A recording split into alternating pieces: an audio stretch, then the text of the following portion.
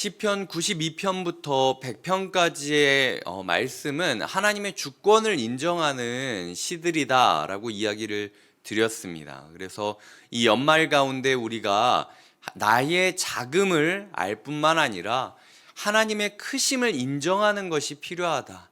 나의 큼을 나의 큼을 주장하는 것도 잘못된 것이고 나의 작음만을 주장하는 것도 잘못된 것이다. 하나님께서는 나의 작음을 알며 주님의 크심을 고백하기를 원하고 계시다라는 것이 이 연말을 맞이하여 우리에게 주시는 말씀임을 잊지 마셔야 됩니다. 주님께서 오늘 말씀을 통하여 여호와의 주권을 인정하는 자는 어떤 사람인가 라고 이야기를 할 때 마지막 12절을 보면은 두 가지 모습을 이야기하고 있는데요. 첫 번째는 기쁨이고 두 번째는 감사입니다. 하나님의 주권을 인정하며 살아간다라는 것은 날마다 기뻐하고 날마다 감사하는 삶을 살아간다라고 생각할 수 있다라는 거죠. 우리가 이 말씀을 적용하며 첫 번째로 도전받아야 될, 점검해야 될 질문은 나는 어제 얼마나 기뻐했느냐? 나는 오늘 얼마나 기뻐할 것인가? 라는 지점을 생각해 보셔야 된다라는 겁니다. 여호와의 주권, 시편 95편에서 이야기했듯 자기 백성을 돌보시는 하나님, 시편 96편에서 이야기하였듯 온 세상을 다스리시는 하나님, 하늘의 하나님, 그 하나님을 바라볼 때 오늘 본문을 보면 1절에 즐거워하며 기뻐할지어다 라고 이야기를 하고요. 그리고 8절에 기뻐하며 즐거워하였나이다 라고 이야기를 하죠. 11절에 기쁨을 뿌리시는도다. 12절에 기뻐하며 감사할지어다. 이 짧은 시편 한 편에 기쁨과 즐거움과 감사가 끊임없이 뿌려지고 녹여져 있다라는 사실을 기억하셔야 됩니다.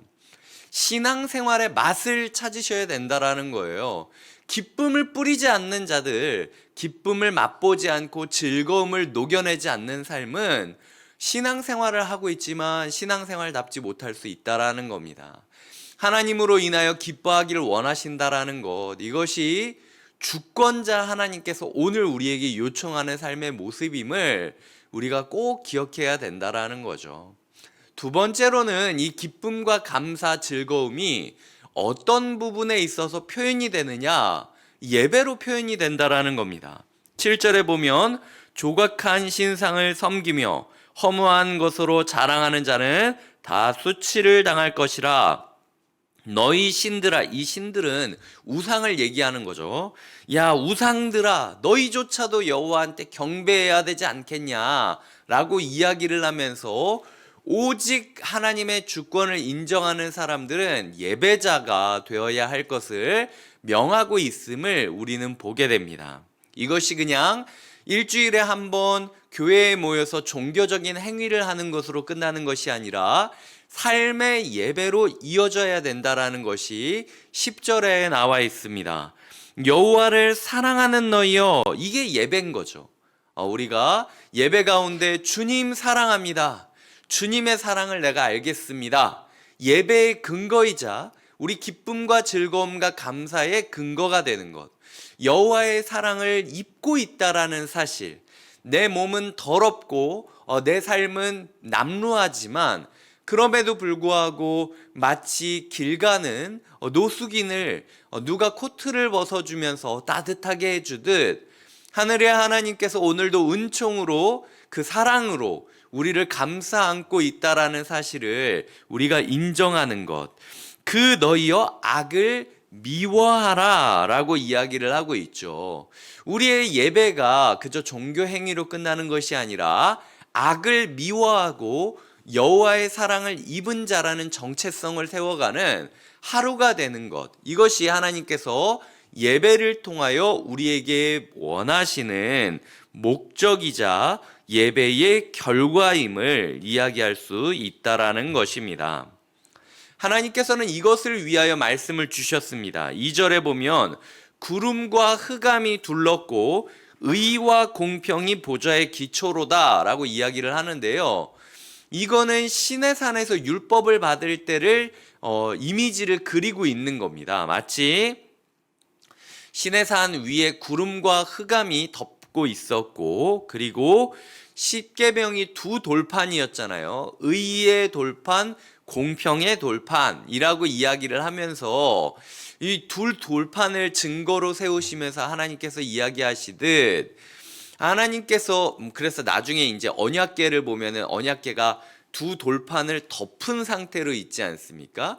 그래서 이 2절은 하나님께서 말씀을 주셨을 처음에 모세를 통하여 말씀을 주셨던 시내산을 떠올리게 하고, 그리고 역대상 16장인가 역대하 16장인가에서 그 다윗을 통하여 언약궤가 이동하는 장면을 그릴 때에 그 언약궤도 이 십계명 두 돌판을 덮고 있거든요.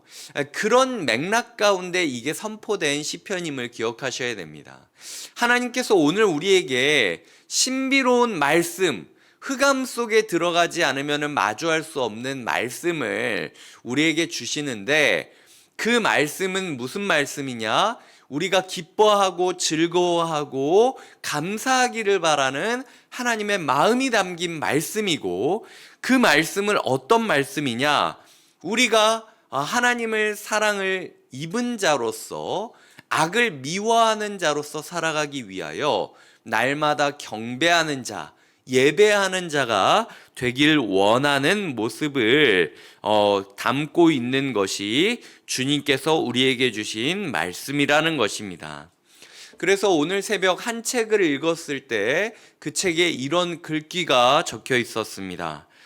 주께서 주시는 기쁨은 우러나는 것이요 솟구치는 것이다. 내 속에 뿌리를 둔 것이 아니기에 한이 없는 것이며 마르지 않는다. 그러니 그 거룩한 이름으로 인하여 감사를 멈출 수 없다. 다시 한번 읽어드리겠습니다. 주께서 주시는 기쁨은 우러나는 것이요 솟구치는 것이다. 내 속에 뿌리를 둔 것이 아니기에 한이 없는 것이며 마르지 않는다. 그러니 그 거룩한 이름으로 인하여 감사를 멈출 수 없다. 이것이 한 학자가 시편 97편을 설명하며 적은 글귀였습니다. 우리에게 뿌리를 댄 기쁨이 아니기 때문에 솟구치고 우러나는 것, 한이 없는 것, 마르지 않는 것, 멈출 수 없는 것, 그런 삶을 하루라도 살아보기를 꿈꾸며 오늘 하루를 살아가시길 주님의 이름으로 축복드립니다. 기도하시겠습니다.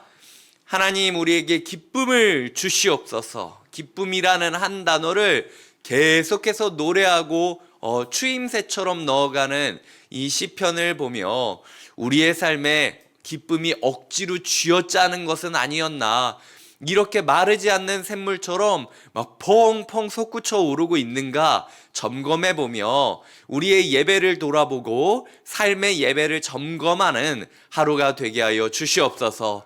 오늘도 우리에게 여호와를 사랑하는 너희여 악을 미워하라라고 말씀하시는 예수님의 이름으로 기도드립니다. 아멘.